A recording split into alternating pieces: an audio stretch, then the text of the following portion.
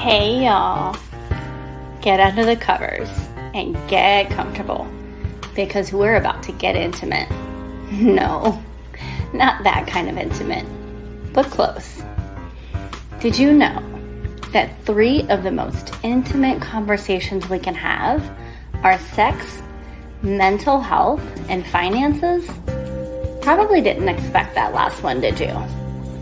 Financial challenges are actually one of the leading causes of divorce and stress today. A big reason? We don't talk about it. At least not thoroughly anyhow. That's where I come in. Hi, I'm Dr. Michelle Marie, a certified wealth coach, best-selling author, and the creator of Bedroom Talks. Get financially intimate. A podcast focused on bringing awareness to the importance of financial intimacy and enticing openness to get real in a judgment-free zone.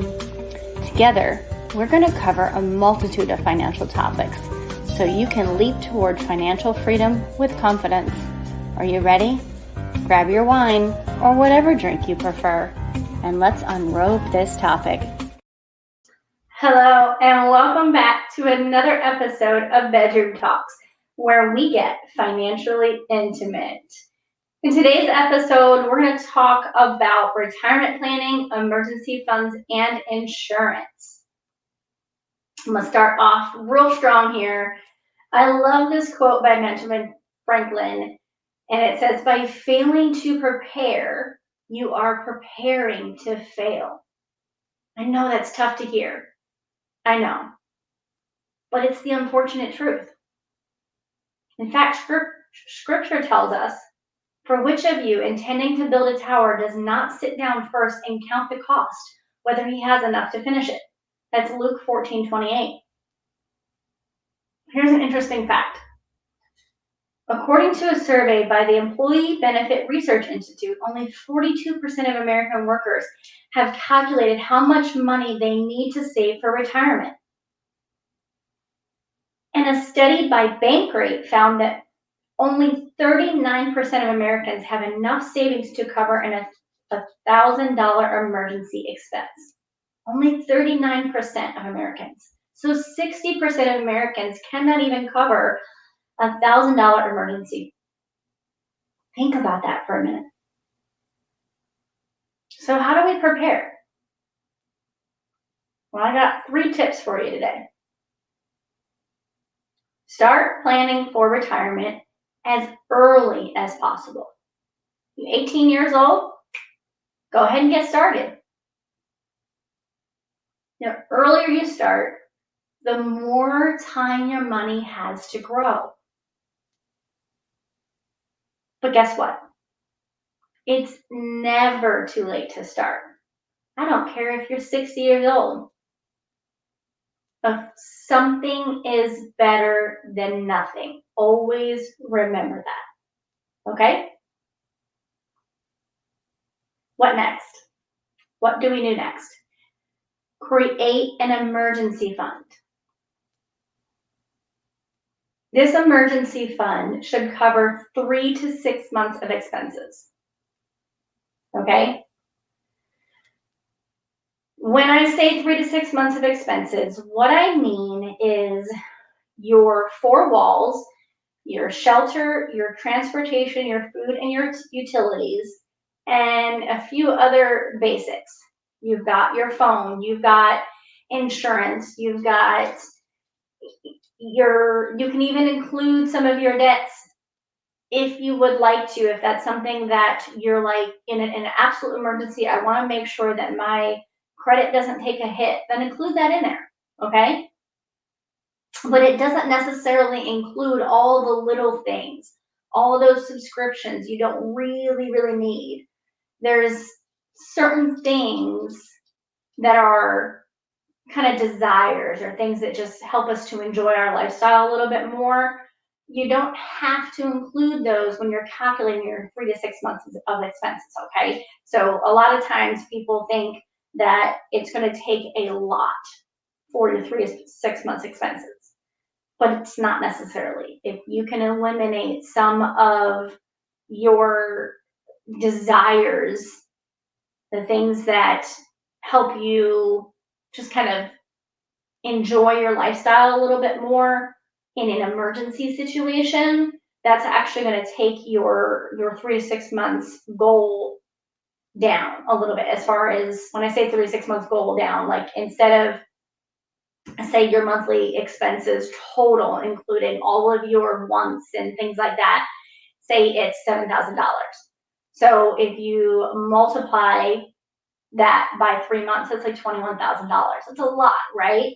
But when you take it down to your minimums, your four walls, and your basic necessities to just kind of get you by, that could bring it down to $4,000. Multiply that by 3. It's a huge difference, okay? And I'm not saying that in an emergency situation you can't enjoy your life. You absolutely still can enjoy your life in an emergency situation. Just got to take care of your priorities first, okay? Not just for you, but for your family as well. So, last tip, make sure that you have adequate insurance coverage. This includes health, disability, and life insurance. Again, this is not just for you. This is for your family as well. Think about what it would be like for your family if something were to happen to you. And I know we don't necessarily want to think about this topic, but none of us are promised tomorrow. And I hate to say that because I have been through some loss in my life, and it's hard. It's hard to process that. It's hard to process that I might not make it till tomorrow. But it's the simple truth. It's also true that I could have something happen and it could put me out of work for months. I might have to have a major surgery or something like that as well. So health insurance and disability insurance are also so important. So important. It's vital to understand the importance of retirement planning. There are various retirement accounts such as 401ks, IRAs, mutual funds, annuities. Look at all of that information, research it, understand what it is, what the differences are between those. And get at least a baseline understanding of how to diversify your investments. And reiterating is so vital to have an emergency fund because it can help you avoid debt in the case of an emergency. How often have you heard about people putting their emergencies on credit, on their credit cards? An emergency situation is charged a credit card. Well, unfortunately, when you do that, you're extending your emergency situation for months to years because you're paying interest on top of that. So if you have an emergency fund, it will help you to avoid that debt and the extended time of being in that debt, okay? Lastly, it's important to understand the different types of insurance and how they can protect your family in case of a crisis. Side note, the next Bedroom Talks podcast episode is going to focus on this very topic. We're going to talk about the different types of insurance and which type is best for which situation, okay? Remember, building a strong financial foundation for the future is essential to having a healthy and successful relationship. By being financially prepared for the future, we can reduce stress, build wealth, and enjoy the golden years.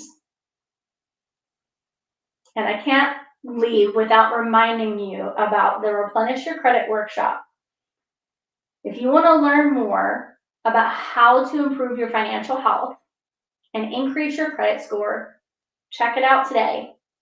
Go to the show notes or go to www.financialabundanceblueprint.com/workshop for more information. I actually only have 2 days left for this upcoming workshop. But don't worry, because I will do another one. Thank you for listening to the Bedroom Talks podcast today. Don't forget to subscribe and leave a review. We will see you soon.